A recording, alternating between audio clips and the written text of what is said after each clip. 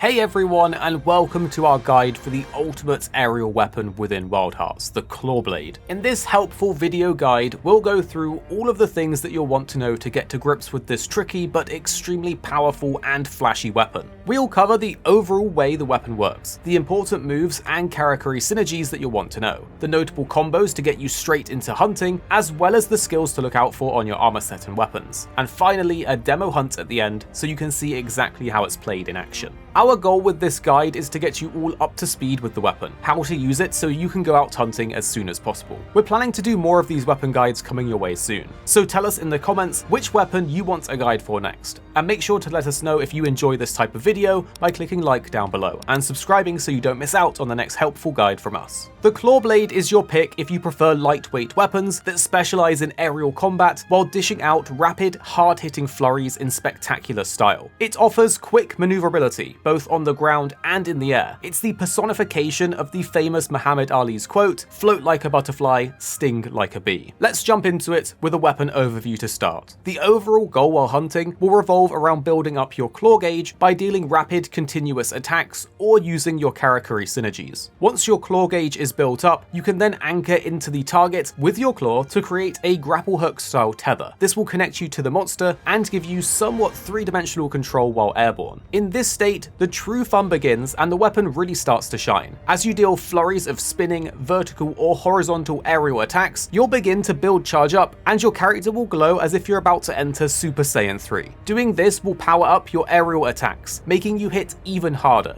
But also, once you're fully glowing with both orange and red visual effects, you'll then be able to execute your most powerful finishing attack. This finisher will target your tethered location with an attack that makes it look like you're going straight for a Titan's neck in spectacular Levi Ackerman style. Next, let's go over your core moves and how they work. We're using an Xbox controller, so we will be demonstrating using those button prompts. But you can easily convert these to your format by knowing that X is your attack 1 and Y is your attack 2. To start it off, you have your standard attack 1, also known as pairing slash or running slash if you add an additional movement input. Both of these attacks will continue into the same 8-string combo of back sweeps and upward strikes. This can be repeatedly input with more attack 1s up until the 8th hit, which will finish the string. For your attack 2, you have jump slash, which will briefly hop you backwards and execute a slash, or dive slash, which will grant further directional movement while letting out an attack as well with an additional movement input. Both of these attack 2 moves are your way to reposition while still tagging the monster with an attack, and they can even be used mid-combo while in the attack 1 string. So if you're in a bind or the monster moves while you're attacking with attack 1,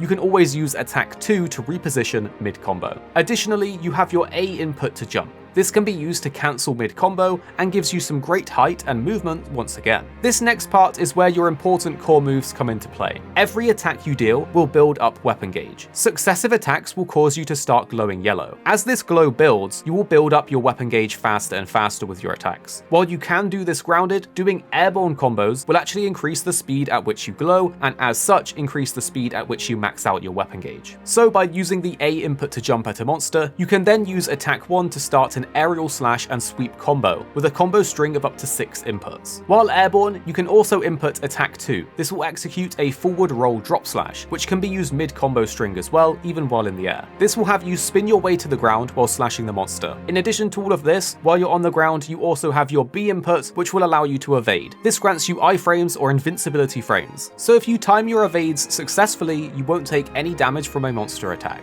Finally, we have the claw plunge with special attack. This is used to execute a slash that, if connecting to a monster, will anchor your claw into that point of the monster where you slashed. The camera will then focus on this anchored point, and you'll have a circular bar that will drain over time. The amount that this circular bar is filled with will correlate to how much weapon gauge you had. Running out of this will cause you to fall and lose the anchor point, so you'll want to use this move when you have plenty of weapon gauge built up. This is where the fun begins. While tethered, you have brilliant movement and evasion to the anchored point. You'll want to remain airborne, and this can be done by jumping or evading. While tethered, your evade will now change to the wing blade orbit, which will dash you in a circle around your target. You can also hold this to extend the movement. While on the ground or in the air and tethered, you can also press special attack to execute Wingblade Power Lunge. This will quickly reel yourself in towards the tethered point. And while doing this, you have 3 options of attack. Either the attack 2 input for a forward roll drop slash that will have you spin forwards and attack with movement, or you can input attack 1 for an aerial slash that has 2 directional inputs. Horizontal inputs and attack 1 will begin a spinning horizontal slash that will rotate you around the monster while slashing. Vertical and attack 1 will execute a vertical spin slash that will spin and travel you upwards while slashing. These are your 2 core attack moves while airborne and tethered to the monster. Connecting these attacks and their finishers will build up your character's charge. You can see this based on how your character is glowing, and it will increase in the intensity of the glow and the color of the glow as this builds. The more intense the glow, the more damage your aerial attacks will deal, and the longer your attack 1 directional inputs will last before finishing. You can end these aerial attacks early by pressing attack 1 while spinning, or input nothing and allow the spin attacks to fully complete. Just like while in grounded, you also have A that can be used to dodge, and this can be used once again while airborne to cancel combos or reposition in most actions. Once your character is fully glowing, you can then input an attack 2 for a forward roll drop slash, and this will end with your most powerful attack and finisher of the combo that will end the tether and have you do a lightning fast dash towards the monster. Keep in mind that certain actions like getting hit and dodging or reeling in will further drain the gauge while tethered. You can also end the tether early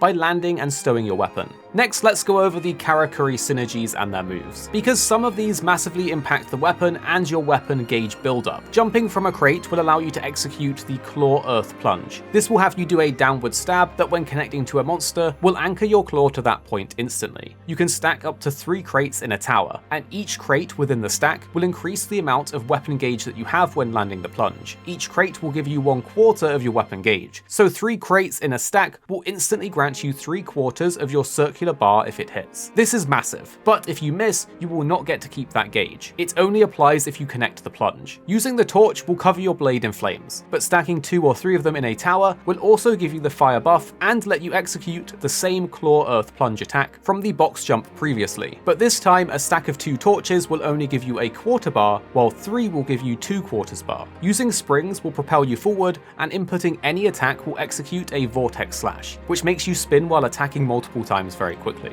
This is pretty good for building up weapon gauge and is a great gap closer. While using a glider, you can use any attack input to execute the Claw Flying Plunge. This is an aimed way to anchor your claw into a targeted location of a monster. Using the Celestial Anchor will allow you to dash forward towards your target, and attacking will execute the same vortex slash as the spring, which gives you a very decent amount of weapon gauge buildup. When it comes to the stake, you can use this while airborne or with your weapon stowed on the ground. Doing so will shoot a projectile, which if connecting to a target, will cause you to fly or surf on the stake towards your target. Once you reach the target, the stake will then become lodged into the monster, and this will create a jump point. After you jump off the ledge, which will happen automatically, you'll fly into the air slightly. When doing any attack input after this point, you will execute the Claw Earth Plunge as mentioned before, but this time connecting it to a monster will instantly fill 3/4 of the circular gauge. Now let's talk about Karakuri and weapon combo strings that we recommend you try. Let's start with the Karakuri. The 3 stacked crates or the Bulwark Fusion are an excellent and easy way to control your Claw Earth Plunge to instantly go into aerial combos with 3/4 of your bar filled.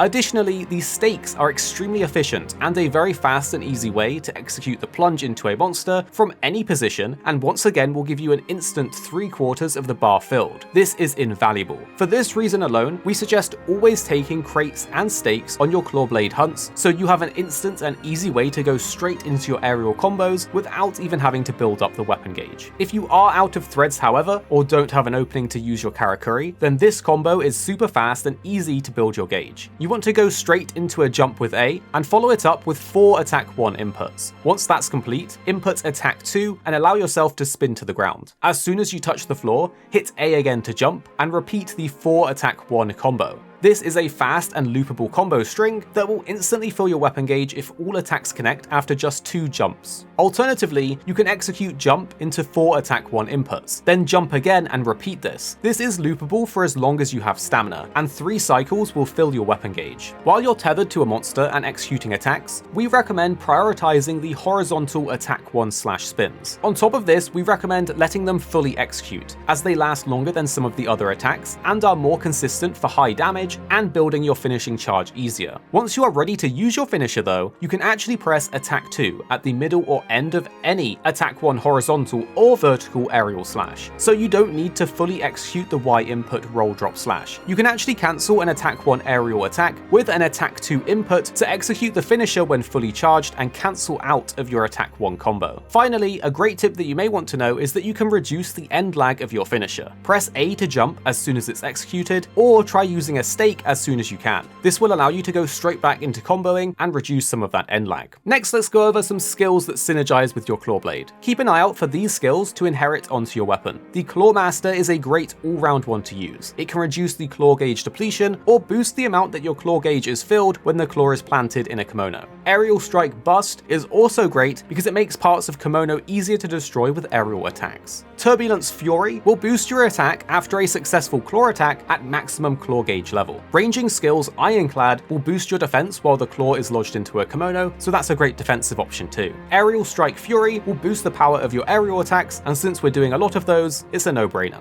For the armor though, keep a lookout for these skills. Because our claw blade is slashing damage, the Slash Bolster skill will increase the power of our slash attacks, so that's a good choice. Savage is also great because it will increase our attack. Hover may be helpful because it makes reeling from attacks in the air less likely, so if you're getting hit a lot in the air, Hover might be a good skill to pick. Also, Core Boost is decent because it increases your maximum stamina, which is all around helpful. Next up, let's do a demo hunt so you can see the claw blade in action. For this demonstration, I will be using the mighty version of King Tusk as my target dummy. So, I'll engage the fight with a jump followed by a stake. This will allow me to immediately close the gap and go in for the Earth Plunge, which will give me 3/4 of my bar. I'll get hit by the Roar, but it's no problem because we have enough bar off the bat to go straight into our aerial combos. I'm immediately prioritizing my horizontal attack 1 combos. There's plenty of things to break on top of King Tusk, and because it's such a big monster, this is going to benefit us greatly. As soon as my combo's ended and I've hit the ground, I'm then going to immediately throw up a harpoon to give me a bit of breathing room, and then a bulwark just in case he's going to attack, but also because I can jump off of it into an earth plunge to immediately get 3/4 of my gauge instantly. Once we're then back on top of the monster, I'm going to go for my horizontal attack 1 inputs. The damage of this is pretty devastating. As you can see, it has no problem breaking the parts all over the monster where we connect.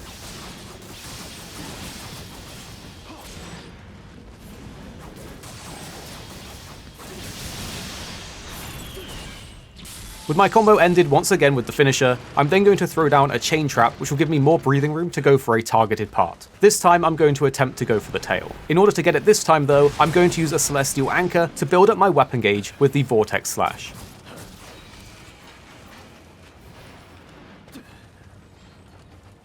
Then I'm going to tether myself to the tail and begin comboing.